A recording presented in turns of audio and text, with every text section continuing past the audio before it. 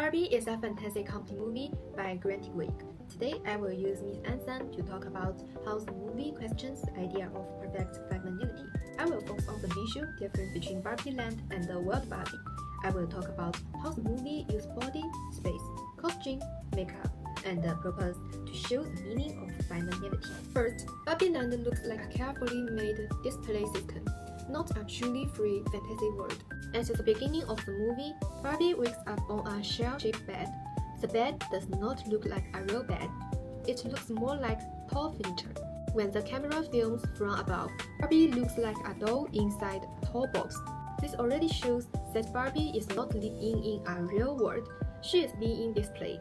Meaning-making machines means movies use visual forms to create meaning. Barbie Land space design is a very clear example of this. The dream house has no real walls or doors.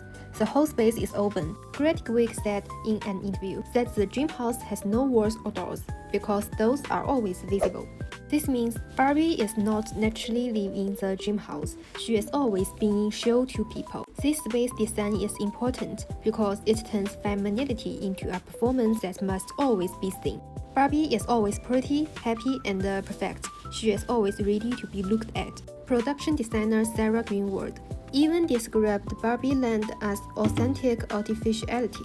This shows that the perfect femininity in Barbie Land is not natural. For example, when Barbie drinks water, the cup is actually empty. When she takes a shower, there is no real water. Her actions look more like pretend play, not real life. These props were not made randomly. They were designed to remove physical realism on purpose. Barbie does not need to truly live. She only needs to look like she is living. Her daily actions are there to keep a pretty, easy, and watchable image. This stress-free life is not just normal happiness. Through Miss Anson, the movie removes mass labor, discomfort, privacy, and the physical function of real life. In the Barbie Land, even the colors are strictly controlled. Pink is everywhere on the roads, halls, furniture, cars, and clothes. Costume designer Jacqueline James said the colors in the movie had to be carefully controlled. Every character's outfit follows fixed color combinations. All the visual harmony of Barbie Land world break. This shows that pink is not just decoration, it's a visual rule. She also said Barbie's clothes were not decided from her real personality, and Barbie changes outfits in almost every scene. This shows that Barbie's femininity is more like a performance that is always changing, not a stable and real identity. This turns Barbie Land into a world where femininity must always look beautiful, happy, clean, and ready to be looked at. Barbie does not use dialogue to directly tell the audience that femininity is controlled. Instead, the movie uses the idea of show don't tell by using space, colors, and props to show this control. Next, many audiences may think this scene is just comedy, but I think this is actually the first moment that truly breaks the visual order of Barbie Land. It's also the moment when Barbie starts getting closer to Wild Barbie. Earlier in the movie, Barbie's feet always stay in a high heel shape. Even when she is not wearing shoes, her feet are still arched. This kind of body posture does not exist in real life, but it follows the visual rules of Barbie Land.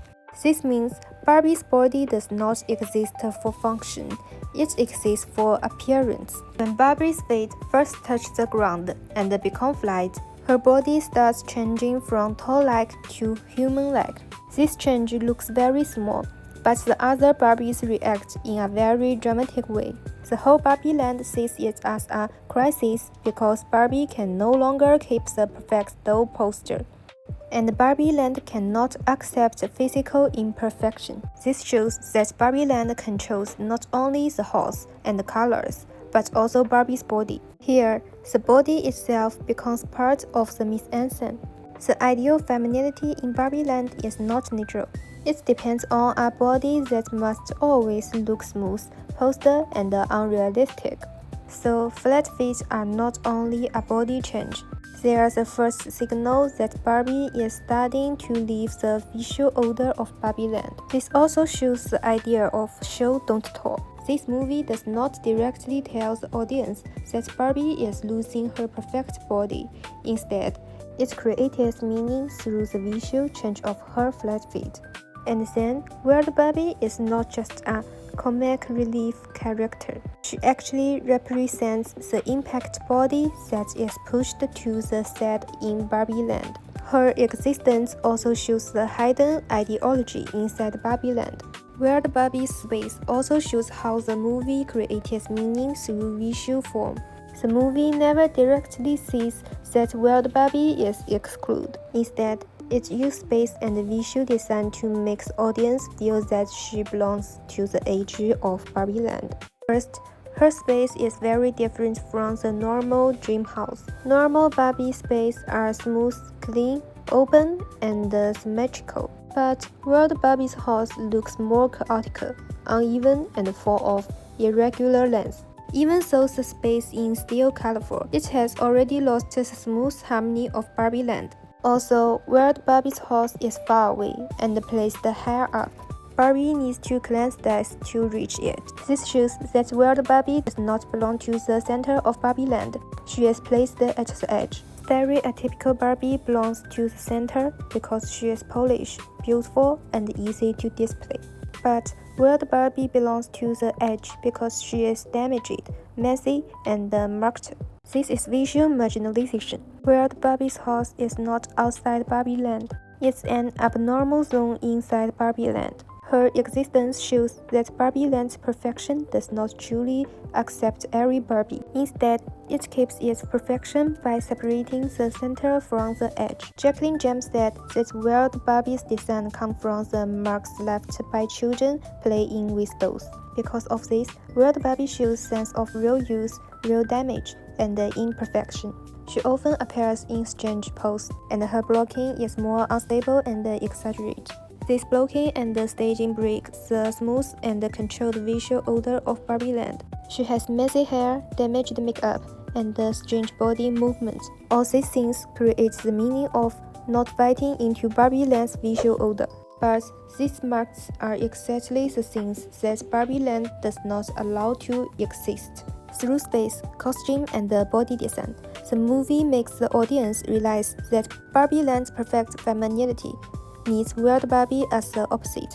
The perfect image can only exist by removing imperfection. Overall, Barbie does not only talk about female identity through dialogue. The movie creates meaning through misunderstanding and shows how femininity is constructed. Through the visual difference between Barbie Land and Weird Barbie, the movie shows how ideal femininity is created and maintained. Barbie Land controls space and objects to keep femininity always perfect.